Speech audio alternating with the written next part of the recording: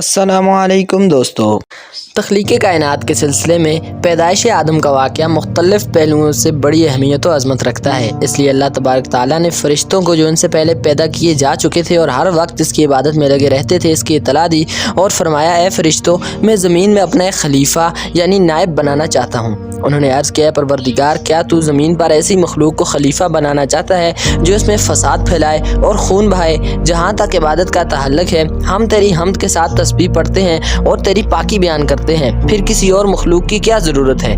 اللہ تعالیٰ نے فرمایا، بے شک اس کی ضرورت اور مصلحت کو جو کچھ میں جانتا ہوں تم نہیں جانتے۔ یعنی عبادت کے علاوہ اس نئی مخلوق سے خلافت الہی کا کام لیا جائے گا، اور اس کے لیے جن قوتوں اور صلاحیتوں کی ضرورت ہے وہ تمہارے اندر موجود نہیں ہے۔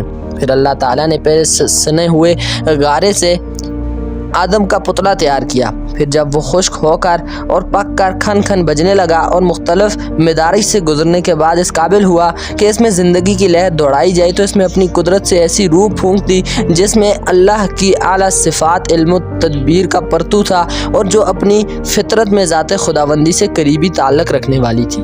جب اس طرح فرشتوں پر آدم علیہ السلام کی برتری اور اس کا استحقاق منصب خلافت واضح ہو گیا، تو اللہ تعالیٰ نے فرشتوں کو حکم دیا کہ آدم کے سامنے بطور تعظیم و احترام جھک جائیں۔ فرشتوں نے فوراً حکم خداوندی کی تعمیل کی بجز شیطان کے۔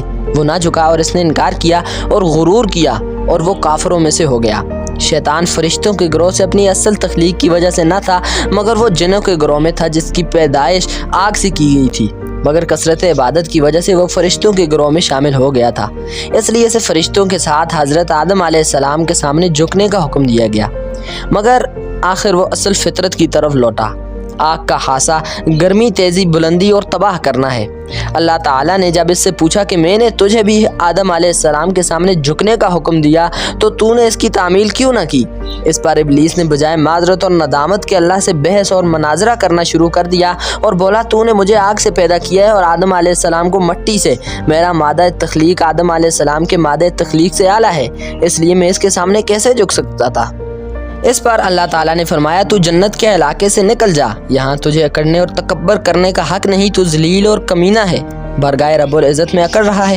شیطان نے کہا، اے اللہ، تو مجھے اس دن تک مہلت دے جس دن سب اٹھائے جائیں گے اور حساب عمل تیری بارگاہ میں پیش کیے جائیں گے، یعنی قیامت تک مجھے زندہ رکھ۔ اللہ تعالیٰ نے باوجود اس کی نافرمانی کے اس کی یہ درخواست قبول کی اور فرمایا، تجھ کو یہ مہلت دی جاتی ہے۔ اس کے بعد شیطان نے کہا، اے خدا، جیسے تو نے مجھے گمراہ کیا تو میں بھی اولاد آدم کی طاق میں تیرے بتائے ہوئے سیدھے راستے پر بیٹھوں گا، پھر ان کو بہکانے اور اغوا کرنے کے لیے ان کے آگے پیچھے سے اور دائیں بائیں سے آؤں گا، یعنی ان کو ہر طرف سے گھیروں گا اور انہیں سیدھے راستے سے ہٹانے کی کوشش نہ چھوڑوں گا، اور نتیجہ یہ ہوگا کہ تو ان میں اولاد آدم میں سے اکثر کو شکر گزار، اپنا فرما بردار نہ پائے گا۔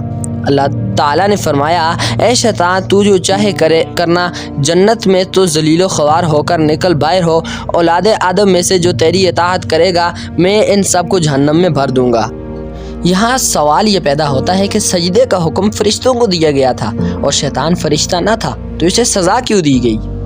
جواب یہ ہے کہ شیطان بھی مامور تھا اور وہ اسے جانتا تھا، ورنہ وہ یہ جواب دیتا کہ میں مامور نہیں، مگر اس نے تکبر کیا اور اپنے مامور ہونے سے انکار کیا، اور شیطان اپنی حقیقت حال سے ہم سے زیادہ واقف تھا۔ یہ سوال رہ جاتا ہے کہ شیطان کیوں مامور تھا؟ بات یہ تھی کہ شیطان جنوں میں سے تھا اور جنوں کی ایک قسم وہ تھی جو فرشتوں میں داخل تھی۔ دوسرے یہ کہ اگرچہ شیطان فرشتوں میں نہ تھا، مگر وہ اس مجلس میں حاضر تھا جس میں اللہ تعالیٰ نے آدم علیہ السلام کی شکل و صورت بنائی اور اسے خلاف عرضی کا منصب عطا کیا، اس لیے آدم کو سجدہ کرنے کا حکم ان سب کو دیا گیا تھا جو بھی حاضر مجلس تھے، خواہ ملائکہ ہوں یا پھر غیر ملائکہ۔ البتہ خطاب میں لفظ ملائکہ کا استعمال اس لیے کیا گیا ہے کہ حاضرین میں بڑی اکثریت انہی کی تھی۔ تو دوستو، اگر آپ کو ہماری ویڈیو پسند آئی تو ہماری ویڈیو کو لائک کرنے کے ساتھ ساتھ شیئر اور ہمارے چینل کو سبسکرائب ضرور کیجئے گا، بیل کے آئیکن کو ضرور دبا دیجئے گا تاکہ ہماری ہر آنے والی ویڈیو کی آپ کو اطلاع ملتی رہے۔ اللہ حافظ۔